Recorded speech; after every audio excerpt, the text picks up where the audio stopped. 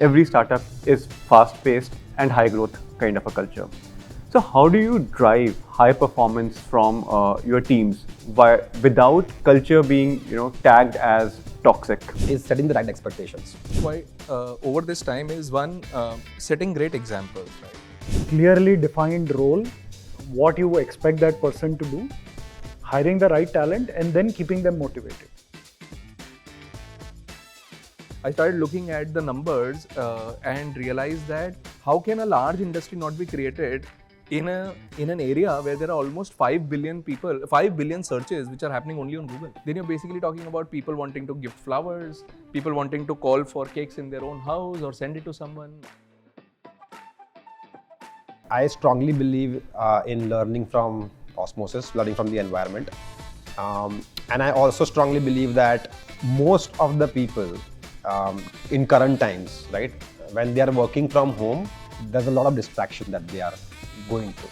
And once you become comfortable in that, even high performers, kind of start to reduce the ability and the potential that they have. So general problem starts to happen is when you start to move right from execution to managerial roles, right? And some of them are not able, or most of them are not able to make that transition. Hello and welcome back to the Corner Office. I'm your host, Sumit Lakhani.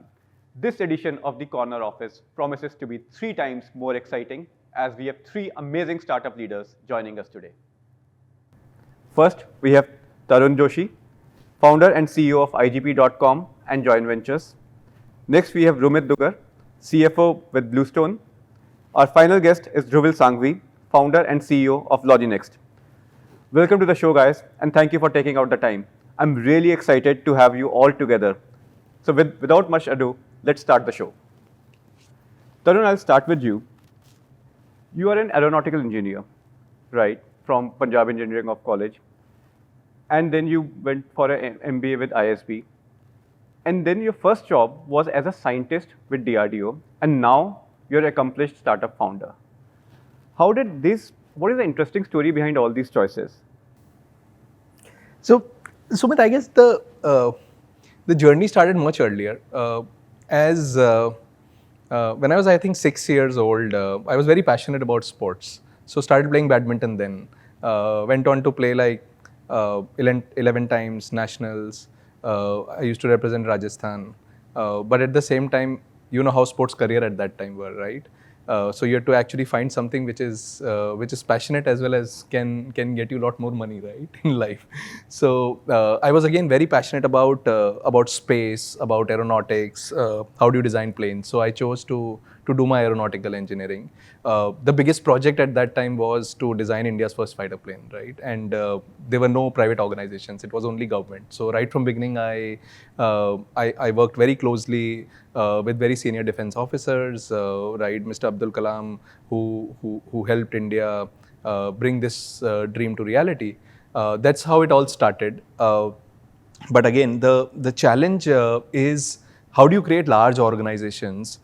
Is again something that I think a lot of us and founders typically have this kida in them to probably create something larger than life and for the world. And if it is from India, nothing like it, right? So the journey I think is just keep following your passion and your gut feel and instinct, and then life takes you through the way. Yeah. And your early childhood is from Kota. Yeah. So I was born in Kota, studied over there, and then I think post that I've just been away. Yeah. Great. Coming on to you, Rumit, you and I are SPGen batchmates, and I know you come from a family of CAs. Once you told me that your finance education started when you were 3 years old, but you chose to become an engineer. Then you came back to finance. How come this kind of a career choice and now with a startup? So it's quite interesting, the story. So I grew up in a very classical Calcutta Marwadi family, right? And I think one thing which was very unique in the family was that everybody was sort of into the stock market. This is like 80s, 90s, starting from my grandmom, my granddad, my dad, chacha. So the entire family. So when you wake up in the morning, you see the hustle of the market, right? And as kids, we were very curious what's happening, what are markets, etc. And from wherever we could find something around markets, talking to family members, etc. So that built a lot of curiosity around finance, markets, businesses, etc. And then back in the early 90s, what used to happen is there were no demats, etc. So every time somebody in the family would trade a stock, you had to fill that whole big transfer form. And so many transfer forms to be filled, you needed just manpower to actually fill it. So as kids, we would just keep filling that. So I think that's how that's the background in which I kind of grew up. Engineering, because I was good at math, science, etc. It sort of kind of became a choice that, okay, I gave the exam, I passed. But then I realized that really I'm more a finance guy at heart. And I think that's the time I decided to actually move to the core finance field. Yeah. And rounding up our trio of incredible overachievers, let's hear from Dhruvil. Dhruvil, you are Carnegie Mellon alumnus. You're Forbes 30 under 30.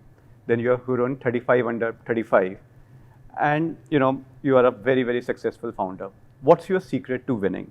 And has it been like this from childhood for you? I think so I'll go back to my childhood first. Like how Rumit kind of explained his childhood memories. I remember, some memories of having business conversations all around me, right? So I'm from a Gujju business family. I remember in my 10th grade, I got a lot of very good marks, which surprised my father because he never thought that I'm really good at education. And all their intent of my dad, my uncles was that ultimately तो धंधे में आ जाएगा, family business है तो वहीं पे आना है. And then I wanted to take science stream. I remember my बड़े चाचा, he actually took me on a side and बोला कि तू science लेके क्या करेगा? I'm like, engineer बनूंगा. उसके बाद क्या करेगा? Which obviously I hadn't thought about. So I thought कहीं job करेंगे, कुछ करेंगे life में, कुछ तो देख लेंगे. And उसके बाद क्या करेगा? I'm like, पैसा कमाएंगे. My ultimate goal is that because that's what in business families you keep hearing about in terms of how much money you make and whatnot. And then he said कि ये काम कर, तू अभी से office आना शुरू कर ले, तेरे को अभी से ज़्यादा पैसा देंगे हम लोग, तो would you actually move? And that actually kind of shook me internally as a kid that okay, how do I really choose my career when ultimately it's all about money in long run? Then all this like short-term impact, fulfillment, does it even really matter or not? I still pursued science, pursued engineering, went to Carnegie Mellon to learn AI. My major is in AI and machine learning in 2010. Yeah. And I had just kind of taken that, coursework just to kind of explore what this cool tech is. I had, at that time there was no commercial implications. Fast forward 2015 when I moved back from US to India to start LogiNext. We were the first vertical AI agent for supply chain. Supply chain as a domain that occurred naturally to me because that's what I had seen in my previous work experience at Deloitte and as Ernst & Young. I was into consulting before that. But I think from an ambition perspective, I think I always had this, as we call it, soul in the hole. Yeah. So in front of my father, I was never enough. And I think that kind of, that feeling and the thinking, got transferred to me and myself. And I feel in hindsight now I have so much knowledge about dissecting myself. So I feel that I always had this self-doubt about how much I can achieve. And that kind of kept me going to do more and more and more. There are generally a lot of downsides of this kind of personality also because you usually go through a lot of stress. You take on pressure on yourself, right? And then naturally you reflect the same pressure on people around you as well. But I think the upside is that you end up achieving things which you never were designed to do. Yeah. Or you never thought you could do. So that's my story. So Dhruvil, just a follow-up. Why LogiNext? Why B2B SaaS logistics platform? How come you got into this sector? So I was never into a B2B. I was never a sales guy as well. I was a hardcore techie. I was very introvert. Until I graduated from Carnegie Mellon, I was very introvert. I remember to get the job out of CMU and US job scene out of campus is about job fair. Right. Unlike India, right, where all the companies would come on same day and students would go booth by booth and pitch themselves. That was such a big problem for me because oh my God, like I have to go and talk to 100 people today in one single day and everybody's going to judge me, yeah. right? So that happened, somehow got a job. I don't know what happened, somehow I got selected into consulting. Probably I had no other option to do a job, so I chose that. And I think Deloitte, over 3 to 4 years of experience, kind of transformed me. I think that's when, so Deloitte has this beautiful culture about every Friday, every employee of the entire company, and that company has some 100,000 employees. Everybody, every Friday has to do something called as a firm activity. That basically is designed to create networking opportunity within the organization. So there's a lot of collaboration happens, learning happens, and ultimately the best of the lot who is good at networking and selling themselves, they get the promotion because ultimately you become a partner when it's a selling job. I think that 3-4 years of hardcore, networking, selling, at Deloitte kind of turned me into B2B. Plus, of course, supply chain happened to me because in 2011 to 2015, there was this whole wave of Amazon, Ubers of the world coming, right? So cloud became publicly available. So it was easier to build applications.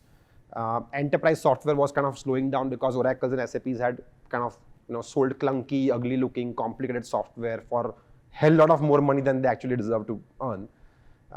And home deliveries was becoming a thing, right? Gig economy, where people are not employed to deliver, but anybody can go and deliver, anybody can drive. So DoorDash happened, Grubhub happened, Amazon happened in terms of speedy deliveries. Like Amazon Prime got launched. Amazon started making public profits also. So people started believing in that e-commerce model. And not just US, this was the same trend across the world, right? So if you go to Southeast Asia, there was companies like, Grab. In India, the same Swiggy and Zomato started in the same time frame. E-commerce happened in the same time frame. China, South, Middle East, LATAM, Europe. It was a global phenomenon. And the last one was, obviously that I think I was just generally, more of a savvy person where when I had this idea, I pitched to a few investors and I got very active interest. So I thought that, maybe this is the right thing to do at that point in time. And that's what turned me into a supply chain B2B software guy. Wow, right.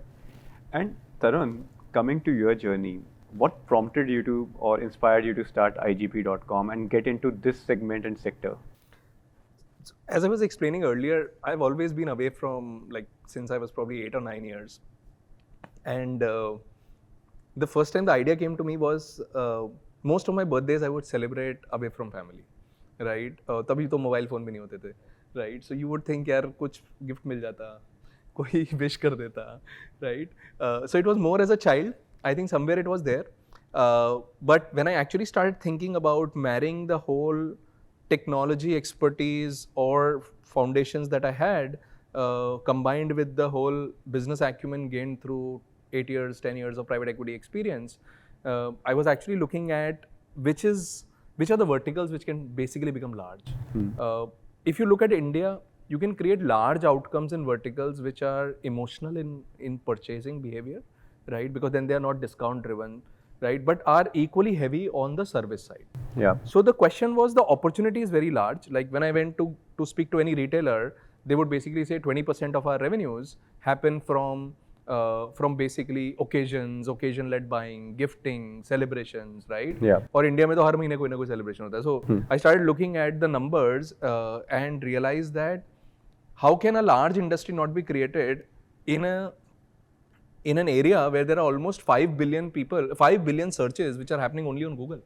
Wow. Right? That's the number of searches that actually are. So it's not that you just do your things in the right way, build your supply chain in the right manner, and the business will scale on its own.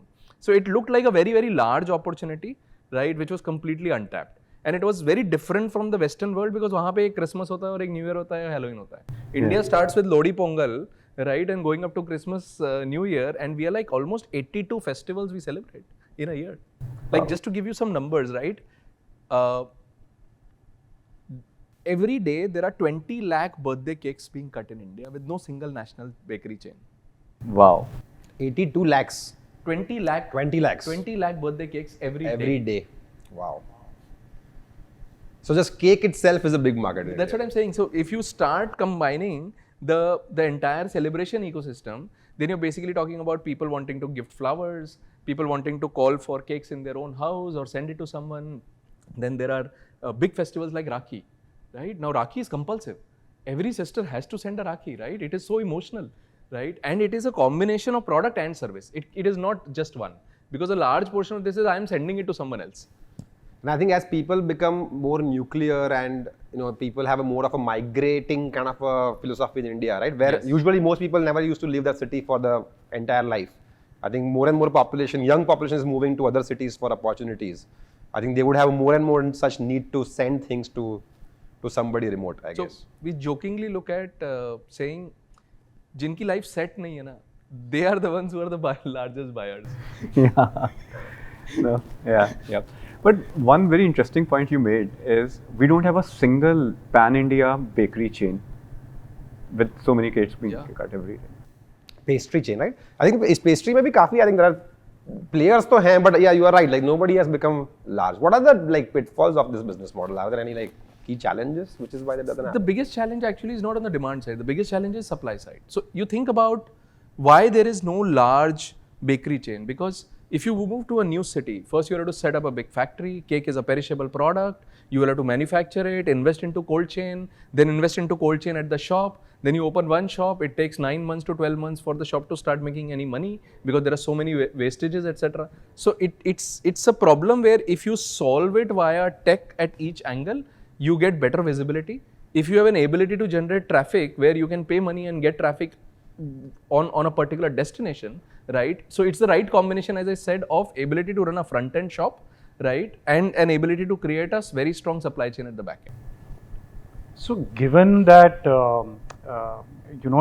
it is sort of a pull product in some sense, right? Where somebody decide, oh, I need to send somebody flowers. Oh, it's his birthday or it's her birthday. So is pricing not an issue at all, because it has to be done and only you can do it like in the next 2 hours, 3 hours, and does that give like significant price advantage? So I would say elasticity is not very high, but people are range bound, right? There would be like, even as employees, when we start thinking about giving giveaways to our employees or channel partners, right? We usually bucket ourselves up to 1,000, up to 1,500, up to 2,000, right? Even when we are, let's say, picking up an international wine bottle, there is a mindset, okay, 2,500 rupees ki hogi, it's good enough, right? Like that's how people start thinking about. Now within that, the most important thing is India fundamentally has been, हम तो 100 रुपए भी 50 रुपए के लिफाफे में देते थे, right? So how it is presented actually makes all the difference. So you are range bound in your budget, and beyond that, then you want that it should look the most beautiful. So Rumit, you have a very dynamic career journey. You have worked with large legacy companies like Infosys, JP Morgan, to various startups, and now with a very successful career with BlueStone. What made you choose such a diverse set of industries? So interestingly, I think Infosys was sort of the first sort of job, right? So classical engineering, and then out of campus, and back in 2003-04, I just got into Infosys. I did coding for a couple of years. I just hated it, right? So I was like, मैं नहीं कर सकता ये, मतलब मुझसे बिल्कुल नहीं हो पाएगा. And not that I was a bad student or bad at coding, but I just didn't enjoy that process at all.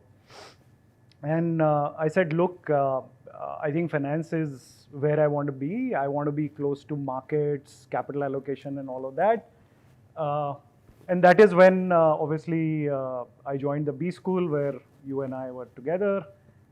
I think it gave a very interesting perspective, right? Like how large organizations kind of work, and they are still able to maintain their agility, competence, etc. And how do you create like large sustainable organizations? As well as then when you come into the startup world, it is a lot of it is kind of 0 to 1, and then scaling beyond 1 and making that 1 to 100, right? So I think it gives a great combination and great perspective of how to build, and then build a very sustainable compounding kind of business, right? So I think that was very interesting, and that is what attracted me. I think I wanted to kind of look at new challenges, explore different areas, different sectors, and look at problem solving from different perspectives. Yeah. So one of the things I have been reflecting on a while is a lot of companies which have been there since last 20, 30 years, but we look at startups. Do you think the way businesses are being built right now, are they going to sustain after one or two successful milestones? I think that is the biggest elephant in the room for startups, because if you look at like classical way of valuing a business, for early stage companies or companies which are still not generating significant cash flows, large part of the value comes from terminal value, right? So how many startups are able to build for that terminal value rather than have a high growth to begin with, etc. And I think that is the biggest problem for a lot of the startups or even some of the scale startups to solve, because long-term value is going to be driven by terminal growth. I think for some of the startups, maybe 70 to 80% of the value actually comes from terminal value. Yeah. While maybe only 15-20% is coming from what you are doing today or what you are generating in terms of revenues, cash flows, etc. So I think that is a big problem to solve, and there are multiple inputs to that, right? In terms of how you build your team, leadership, org structure, talent, and create those compounding machines, which we have seen, right? Be it Asian Paints, Infosys of the world, etc. They have gone through their journey, but they are still compounding. They're still generating 25% ROEs, right? And still growing. So I think that is the big problem to solve for all the startups. Which are the large Indian tech companies you think are overvalued? Dhruvil is putting me on a spot. I think it's very hard to say what is. Looks like market is, all of it is overvalued, right? The way the markets have been correcting, etc. But I won't take names. But there is generally a challenge for a lot of these companies which are not able to demonstrate that they have created terminal value. One perspective here, Dhruvil, is that on the quick commerce side, right? I think in India we've historically seen domination by FMCG brands because they enjoyed distribution monopoly, and to some extent they enjoyed a marketing monopoly, right? Because there was no digital, you couldn't do one-on-one marketing. Now, if quick commerce becomes a significant portion, why isn't there an opportunity to displace some of the FMCG brands and bring in private labels, right? Where you have the customer, you have the distribution, and we've seen it in US, right? I mean, private labels have over the last 30-40 years have displaced a lot of branded businesses, right? But one key differentiator there is that when you say distribution, right? If you see, and correct me if I'm wrong, the CPG brands don't really do end-to-end distribution, right? Their job also ends at the distributor, right? Distributor to the retail stores and the last mile is still somebody else's problem.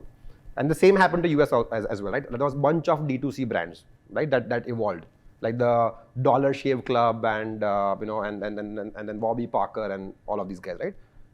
Look at the current market caps, like they're all 70-80% corrected, because ultimately when you try to displace distribution and make that as your problem, it's such a difficult and cash intensive game that you will ultimately not be able to create good shareholder value out of it. Profitability in distribution is very, very difficult.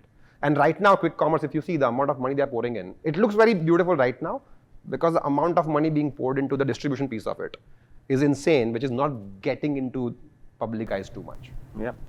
I mean, one question is, if you have, let's say, a brand which is Zepto, right, which is selling anyways commodity, right, and you trust Zepto to deliver, you trust Zepto from a quick commerce perspective, from a supply chain perspective, would you be okay to buy like atta or dal, which is Zepto branded?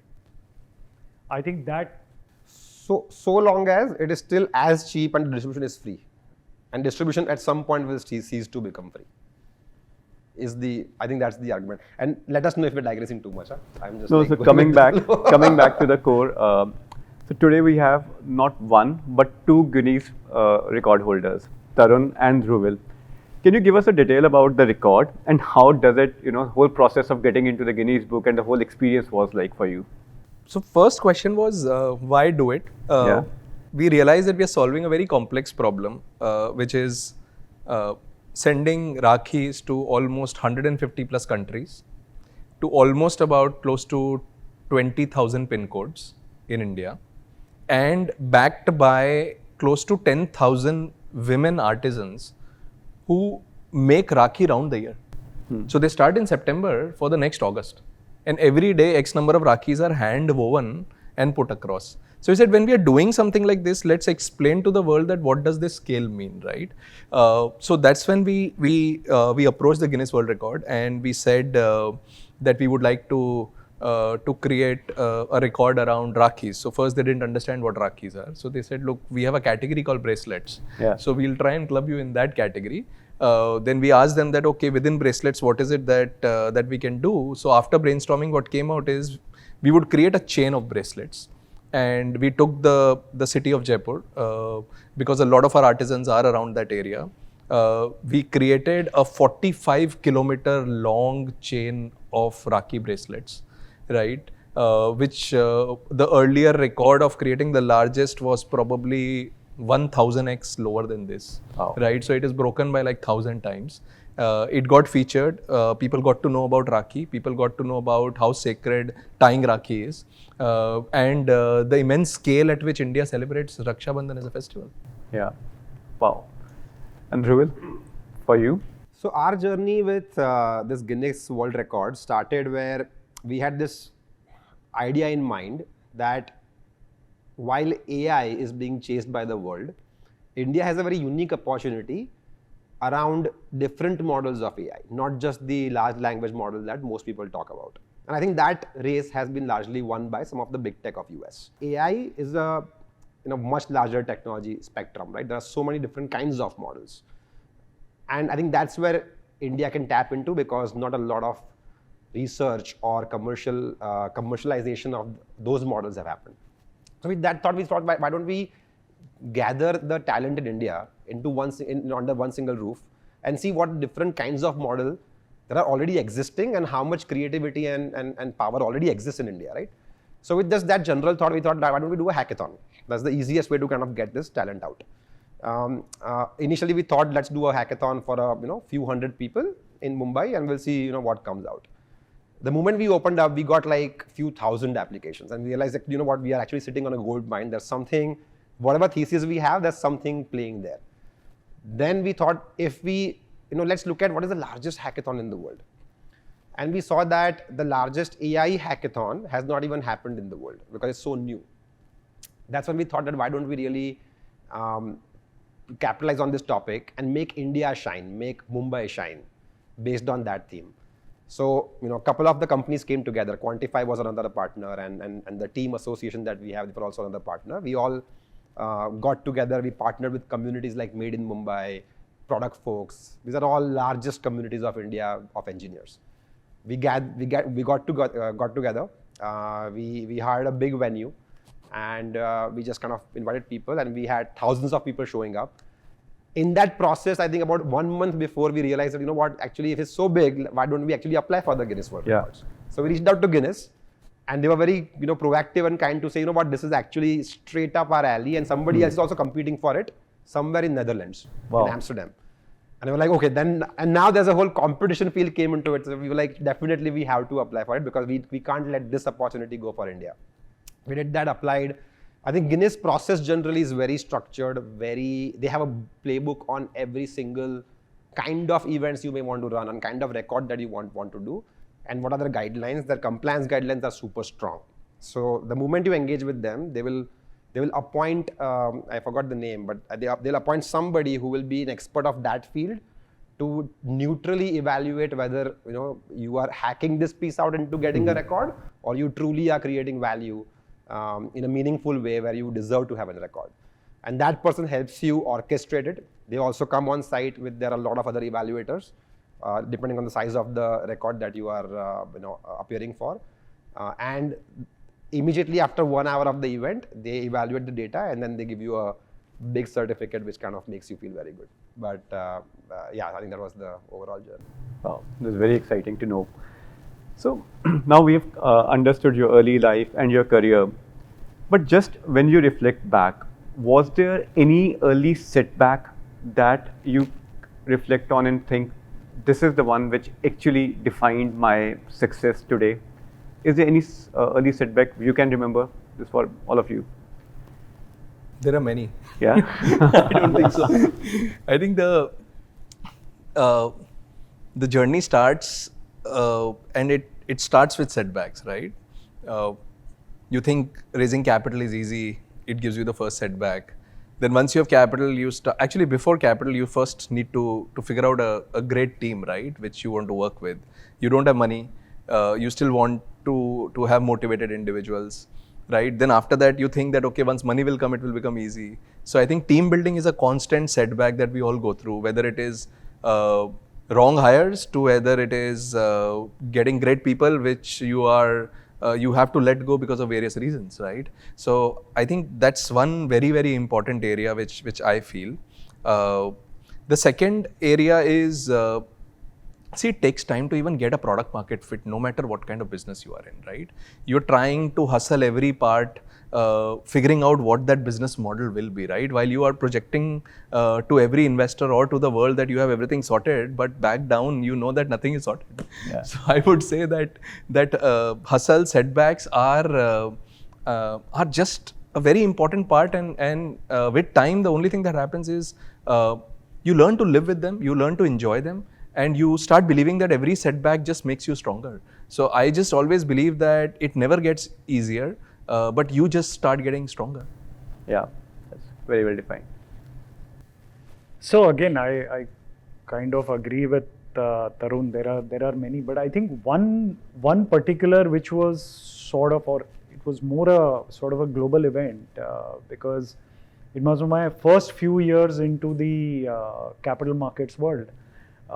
So I saw the excesses of 2007, and then we saw Lehman, right? So it was absolutely crazy, right? That whole crash and how greed sort of had no bounds. So greed, leverage, capital allocation, everything got like thrown out of the window. So when you see something like this as a finance professional very early in your career, I think it can be great learning, right? Because it kind of tells you that, look, you need to have a process, you need to have clear capital allocation, leverage, etc. Right? So I think that was a huge learning experience, and your ability to sort of spot the excesses, right? I think after that we've kind of seen some more cycles, right? And maybe I think we are in a cycle of excesses now, which is not on the corporate balance sheet, but that excess is sitting with government balance sheets, right? Like where the fiscal deficits are for most of the countries, right? Whether it is US, etc. So people are spending money that they don't have. So I think all of this ends badly, right? So I think that was a big learning, which then came to the way you manage the businesses, the way you allocate capital, the way you take risk, etc. So I think that helped me personally a lot. I think that big event. So you made me remember the Lehman crisis. I actually developed a muscle memory to be extraordinarily defensive in investing in stock markets from that point of time, and I'm regretting it. Over the last 4 years, I've been regretting it. So the pendulum swings from one extreme to the other, right? Yeah. Either you believe like the stock prices will grow to the sky, or you believe that the world is going to come to an end. Right? Yeah. So I think just kind of, which is why a lot of the capital allocation or investing is as much as a emotional, behavioral kind of process rather than just a scientific kind of process. So I think it's a combination of both. Dhruvil, any interesting setback for you which you remember? I think for me, the biggest one I can think of among several other setbacks that you go as an entrepreneur, the number one was a realization to this cliche concept which everybody tells you, but you only realize it when you truly go through it and feel it, is that as a business, money does not solve any of your problems. In 2015 when we started, like I was a young kid on the street. I was 25, 26 years old. India was in a very, the first funding wave that happened in India, right? Where Flipkart raised its first $1 billion round. Paytm became a unicorn for the first time and all that time frame. It was very easy to raise the first $1 million. Within 6 months, we could raise, from a seed to Series A, we went from 1 million funding to 10 million funding. At that time, 10 million was a lot of money. And with negligible revenue. And ended up raising it, and the moment you do that, I felt like I'm the king, right? I can do anything, money is cheap, investors don't know what they're doing. And then somehow, and my team is a rock star, and I need to kind of add more of such people. We grew from a team of 20 to 120 in 6 months after raising it. We also acquired a business without having a business of ourselves. Paid the acquired founder $2 million cash upfront without really doing any diligence whatsoever on the business, just in excitement. 6 months after that, the world started kind of crashing on us, right? Where we realized that all the people we had hired, most of them were with us because we were funded and because we were giving them heavy bonuses, heavy salaries. We had no culture whatsoever in the company. Our customers were all fragile in themselves. Other startups were our customers because I built a great network in startup ecosystem, and I ended up selling to other founders who were figuring things out themselves. And the last one, we ended up kind of getting a fancy office and had no monthly MIS cash flow understanding whatsoever. We had one accountant for doing data entry, had no finance person whatsoever. And I think that's when we realized one of the setbacks happened where the acquired company we realized that they actually had a great revenue, but 80% of the revenue was receivables, and they never collected that money. And we realized that we were just funding this thing, but why is it not giving anything back? And when the amount in the bank reduced by 70% in 6 months, that's when I got scared. The moment I got scared, that reflects again, in my behavior, in the confidence that you exhibit, in the bets you take. The moment you start becoming conservative, all those bold people that you acquired around you, they'll start to leave. So and a lot of our customers churned because their businesses got shut down because they did not have it figured out. So a lot of people left, a lot of negativity in the culture. Customers left, heavy churn, extremely high burn. This company we had acquired, we had no idea what to do. I called up the founder of this acquired company. He was enjoying in Maldives because he had made money at that time, right? And I just suddenly felt I'm all alone. And that's when I realized the value of the fundamentals of a business, which is you need to have a good product, sustainable customer base, what is called profitability. You can't randomly acquire companies without really having your own thing in place. And you need people, most importantly, which truly believe in the vision. And they want to work hard with you. They want to make money with the business and not before the business. And that was, I think, that learning all happened in 2017. And after that, the way I ran business was significantly different. I also engaged with a few of the mentors I developed at that time, which had built sustainable, sound businesses. Met them, they taught me a lot of things, had a very metric-driven organization from that point onward. And in the last 8 years, I think we've done a great job after that. Wow. Very inspiring story, Dhruvil. So we all are part of the startup ecosystem. So this question is for all of us. And if you look at every company has a culture and a DNA of its own. But startups, one thing is common. Every startup is fast-paced and high-growth kind of a culture. So how do you drive high performance from your teams without culture being tagged as toxic? How do you go about and creating these kind of high performance teams? I can probably take it quickly. I think one of the things that we have done is setting the right expectations. I think early on in our journey, we always used to draw a rosy picture in front of hires, and I think that's a classic mistake every entrepreneur does, where to attract talent. And especially when they're in the last round, you made the offer, you don't want to lose that candidate. So you end up kind of showing that it's going to be, great and it's going to be easy, or at least not easy, but you will showcase things which are good. What we started doing is that after that is that we always kind of, especially in my round of interview, I kind of set the expectations super, super low. I tell them about all the other, like bad stuff that can happen in the business, how much pressure they might potentially face, what the metrics would be. and I would see how the other person reacts to that, and based on that I would kind of hire, and I think that kind of creates higher success ratio in the team. Yeah. And such people also, and then it will naturally weed out the people who are not really, they don't want to have enough skin, they don't want to have so much of skin in the game, so they would make up some reason to not join you for your own good. That's one of the things I've seen. But So I think expectation setting is quite important. What has worked well for us quite over this time is one, setting great examples, right? So you give a lot of freedom to people. I remember when we were building out, we had set up our first warehouse outskirts of Mumbai. We didn't have the money to actually hire big shot warehouse managers, so we decided, यार उस time तो एक ही company अच्छी थी, Flipkart. अभी Flipkart, we didn't even have an HR, right? So Flipkart के सारे लोग उसके जो warehouse के सामने चाय की थड़ी है, right? वहाँ पे तो आते ही होंगे. So we would conduct all our interviews over there, right? And the initial guys that we picked up, people who were packing boys in our warehouse are today warehouse managers, right? Their salaries have grown like 50x in the last 8 years.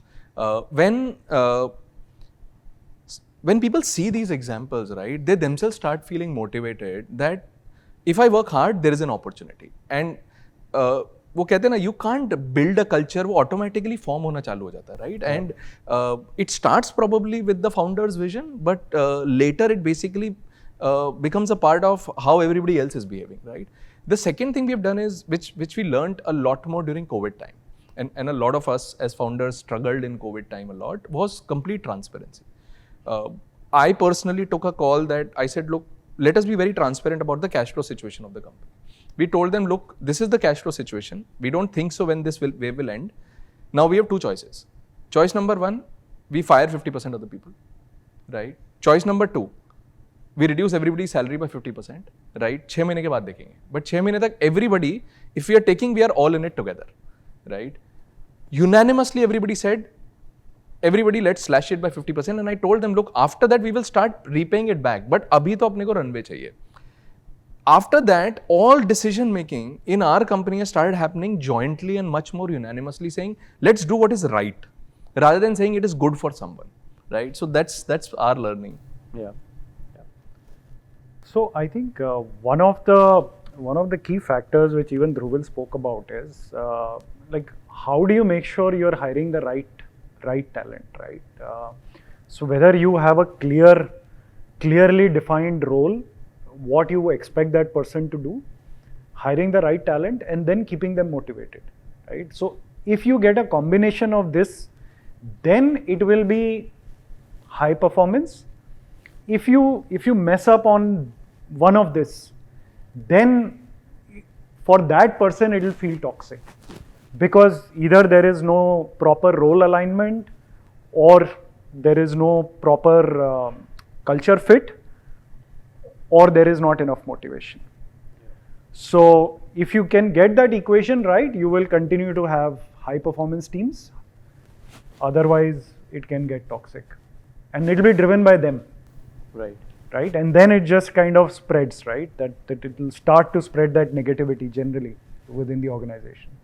One of the additional thing also that I've done at times is to weed out by default toxic people, right? You will unknowingly attract one person. Somebody may just turn toxic unintentionally for whatsoever reason. I think it's extremely important to respectfully weed them out of the lot, because toxicity spreads, and especially in a culture like India, office cultures like Indian offices, toxicity spreads very, very quickly before you could react to it. Yeah. So I think very quickly we would take that reactive action. Yeah.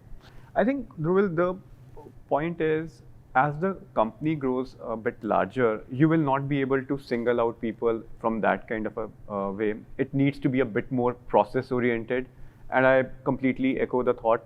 It has to be the kind of people you would want to hire, especially apart from the skill set, but in the personality attributes. Like we know that people with a personality who have more fire in their belly and who have bit more flexible work well within our organization.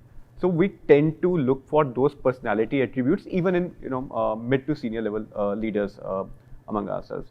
Second, I think what Tarun mentioned, transparency and open communication, even in larger teams, they help very well, because at least everyone knows, even if it's a kind of a unpopular decision being made by the management, at least people know the context about it. So it helps reduce some level of toxicity around the whole play. So these are the few things which we are doing to ensure that we continue to drive a high performance culture, but still it needs to have a right balance as well. I actually have a general question on this one, just out of my own curiosity. Maybe you could also answer. So in my consulting experience, I've always seen an up or out kind of a culture, right? So people who don't be like, sometimes growth waves come, right? And for any individual, could be at any level. When there is a stagnancy of course, not for a quarter or 2 quarters, but for a decent amount of time, how do you react to it? What's your strategy to that? So, Dhruvil, up and out culture generally works well in teams which have more individual contributor roles. So let's say a consulting, iBanking, where you can pin out that this is the kind of output required from you. In a lot of businesses, the success of the output depends on a larger kind of a team. So you need to bring more accountability metrics around on various kind of leaders, and monitor them, review them a bit more in a micro manner. And that is the only way to drive it out, because you have to drive a high performance kind of a culture. You can't just leave it around. So my general view in life is I'll give complete independence to the teams if I know that in foreseeable quarter the numbers are going fine. The moment I get a perspective that the numbers may not go fine, I start getting a bit more regular reviews, get to understand what's happening in the market. Is it a macro situation, or is it a problem with our kind of scenarios? Can I contribute by providing more resources? So it's more micro approach. That's when I let's say somebody has been with you for 5 years. I'm just creating a situation. Yeah. And they've always been not the best performer, but good performer. Yeah. For last 1 year, for their own reasons, and which it's not macro or anything else, right? It's an internal reason. They are not able to drive performance, but they are also not poor performing. Yeah. Right? They are not like just sitting idle and doing nothing. They are trying, but it's not happening. Maybe that's a scale issue, maybe motivation issue, could be whatever. Yeah. It's been about 12 months, and this person has been in the system for 5 years. What would you do with that person? So see, in these scenarios, one really have to take a call, because if someone is relatively not performing well with the right set of KPIs which have been given, and as management you are not taking corrective kind of decisions around on it, it impacts the overall team. So you need to take some kind of decisions, either move them to different team, either work with them around on their performance, put them in PIP, but various other mechanisms you need to do. So you will have to take action. So you will take a corrective action, even for a stagnated employee and not underperforming. Underperforming, I'm sure 100% you could do PIP and whatnot. Yeah. Got it. So I think one of the traditional approaches generally of organization building which has worked is you have like a pyramid, right? So you have operations or operating teams or execution oriented teams, and then you have a lot of managers.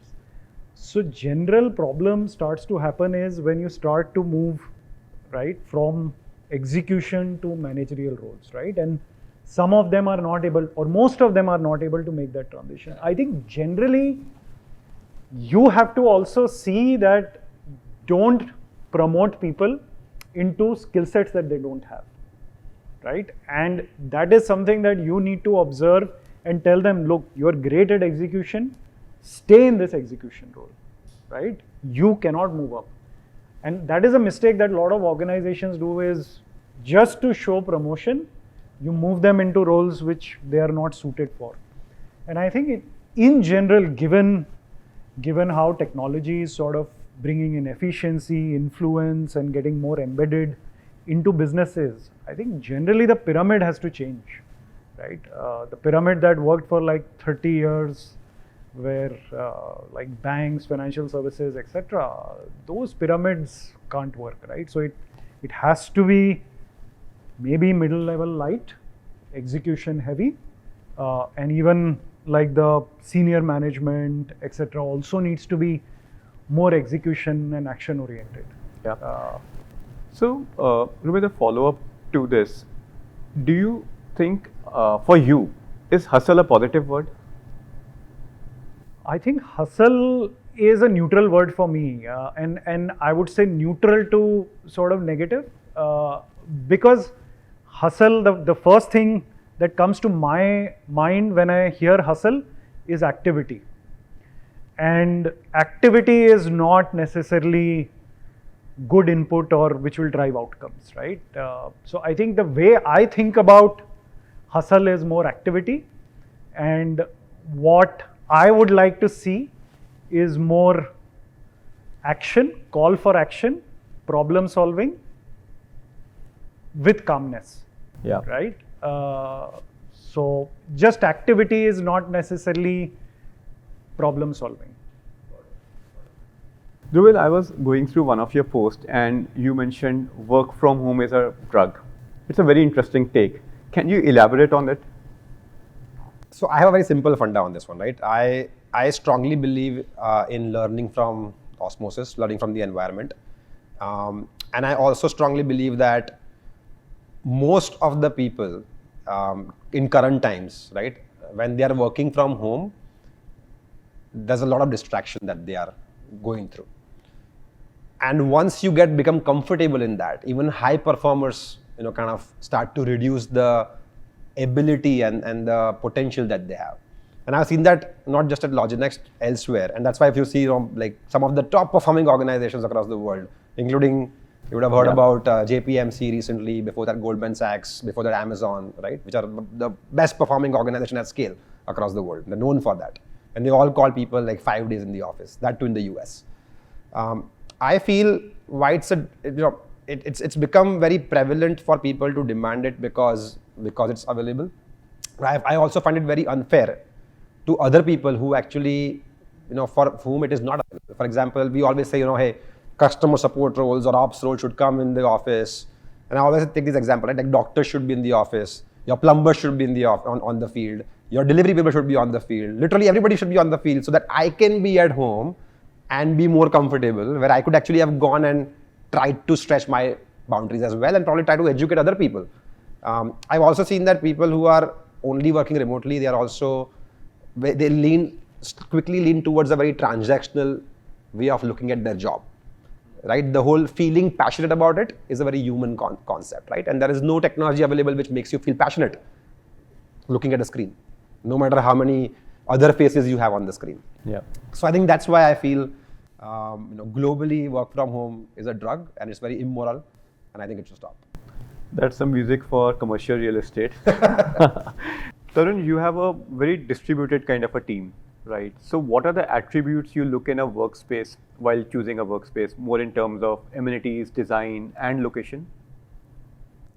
So ours is so we have two sides to the business. One is the whole corporate office, and the other is the whole ops heavy business.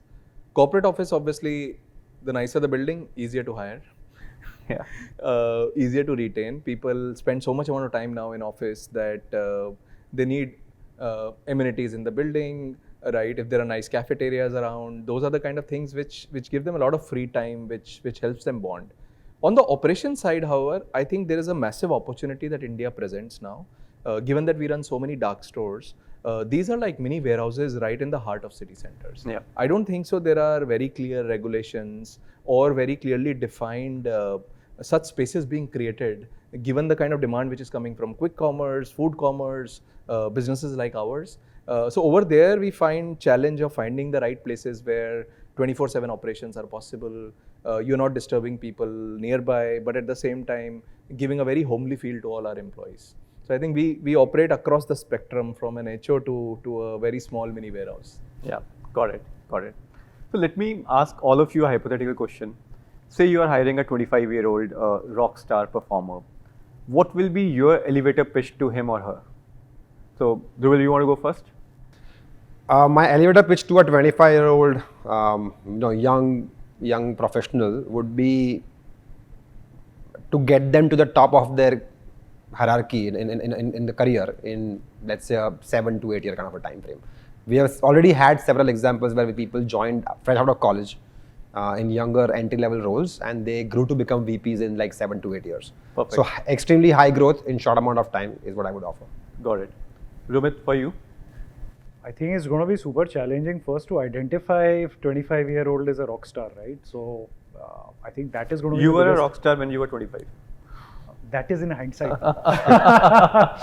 But when I was 25, I don't think I knew, or even the guys who were hiring me knew. So I think that being aside, I think it has to be that generation, right, or this generation, which is 25-year-old. I think they are looking for high performance and freedom and high growth, right? They don't want to work in bureaucratic, long ladder kind of cultures, right? So I think that has to be the big driver. Got it. To hire them. Got it. Tarun, for you?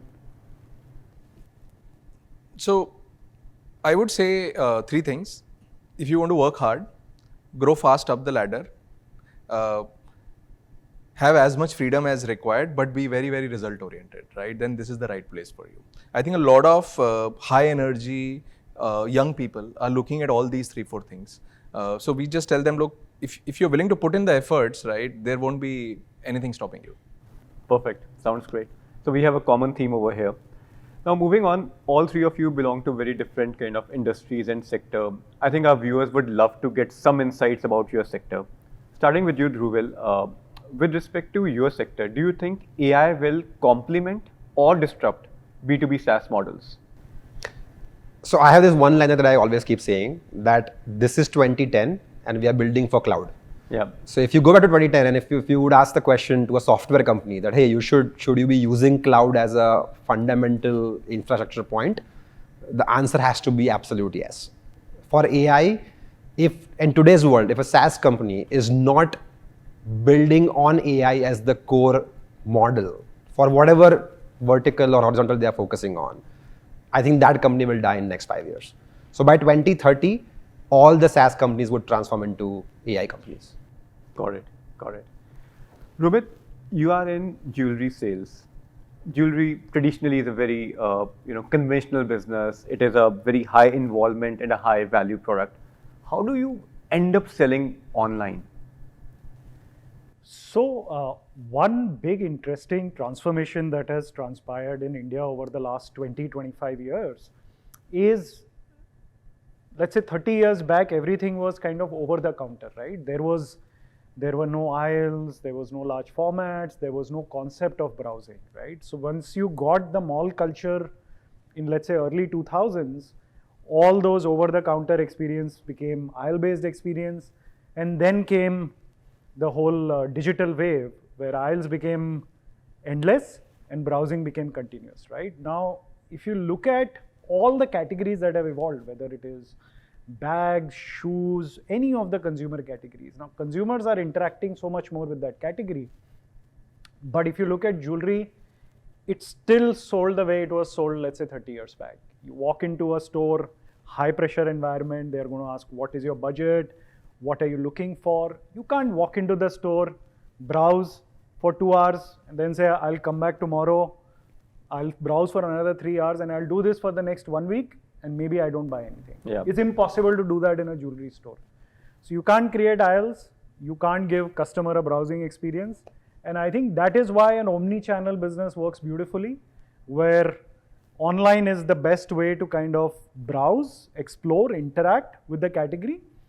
And it's still a pleasure purchase, so you can choose to actually walk into the store, select online, walk into the store, touch and feel and buy. It's pretty much how we also buy cars today, right? Yeah. Like nobody can sell a car which has zero online presence, right? So I think that is what we are bringing onto the table, and consumers are experiencing in all the categories. I can so relate to what you said, high pressure environment of a jewelry store.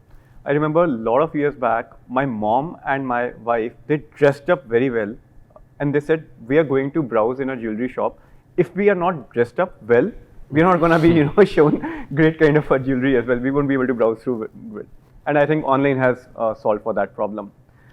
Tarun, coming to you, your products and services also makes weddings more elegant, right? Can you share some interesting incidents around celebrity wedding demands? Because I know you cater to a lot of celebrity weddings. So one big difference between celebrity weddings and large-scale weddings are large-scale weddings need grandeur, big venues, massive amount of flowers. Whereas if you look at celebrity weddings, they are like a shoot, very color coordinated. The design process starts from the kind of dress that the celebrity is going to wear. It should all be so coordinated, so photogenic that it essentially becomes aspiration in bits and pieces. So just a beautiful varmala, right? Very intricate work would go into it because that will become like the talk of the town. Yeah. Then if you look at the softness of the colors which is being used would not be as bright, but they basically gel very well with what's the Pantone shade of the year, right? Whereas if you see a traditional wedding, it will have, okay, red is very important and bright colors are extremely critical, they are auspicious, right? So in a way, celebrity weddings are fashion statements. On that fun note, let's move to an even more fun rapid fire round. Rumit, I'll start with you. If you had to invest in a startup, which one would that be? Not a specific name, but circular economy, companies working in circular economy and recycling. I think that's... We are never able to pull out a specific name from you. Okay. I'm diplomatic. Yeah. CFO style. Yeah. What's the one thing you would like to change about yourself? Okay. I think spend more time exercising. Okay. Okay. One job you think you had be terrible at? Many jobs, but I think designing. Okay. I'll be very bad at creative stuff. Right. Right. Tarun, coming to you. If someone were to play you in a movie, who would you want it to be? Iron Man. I think that those kind of characters just inspire me. So wherever I can fit into something which is hardcore, high tech, superhuman abilities. Yeah. No. So let me rephrase the question. If there's a movie on you, Okay. then who would play you from the current Bollywood? Oh, from the current Bollywood, Ranbir Kapoor is a great actor. Yeah. I think he can play almost any role. I'm a big fan of him. When I was just going through the question, I genuinely thought about Farhan Akhtar. He would really play you well, with the starting days of badminton and, then grinding up all the way. Perfect. Share your favorite dad joke. This is a tough one. Yeah, that's a tough one actually. Yeah, but I'm a very now person, right? Yeah. If you will, if anybody comes to me and I will usually say, let's solve it now, Yeah. right? So yeah, it's like, I think that's how my kids say, one, love to fix things and love to fix things now. Okay. Got it. Favorite city to live and to vacation? I started loving Dubai a lot. Yeah. It's great, it's fun, and it still keeps you very much Indianized at heart and in friends. Right. Right. Coming to you, Dhruvil. Have you ever had a funny celebrity encounter in real life? I had it last week. Oh. Not a celebrity, but not. I had last week. So I met Rajiv Lakshman, who is Raghu's twin brother from Roadies. Oh, yeah. And we spent like 2 entire days with him on an event. And he has like 2 different personalities, right? Where one is a very Roadies kind of a personality, which he can really exercise on you in front of everybody in a very bad way, and there's no way you can match up to him. And second is a very, very nice person, right? So I had a very interesting encounter with him. Got it. And if your life had a theme song, what would it be? Wow, interesting. I think the Yun Hi Challa Chal from Swades. Ah, that's a nice one. Good. Perfect. Who would be your favorite podcaster? Joe Rogan. I think the way he's been able to get crazy insights from some of the biggest, the most successful people in their fields in the world. Yeah. And also kind of getting Elon Musk to smoke up on the podcast was pretty cool. Yeah. I know what you are hinting at. Next one. So the last one is for everyone. If you could describe your company's culture in one word, what would it be? Tarun? Open door. Action oriented. Dhruvil? We have an animal that we kind of call ourselves Panther. Okay, perfect, great. So with that, we come to the end of this episode of The Corner Office. Thank you all for spending time with us and sharing your insights and learnings with me. Great having you with us. Thank you. It's Thank been a you. pleasure. Thanks for having Pleasure. us. Lovely meeting you. Stay tuned as the Corner Office continues to grow bigger and better. I am your host, Sumit Lakhani, signing off.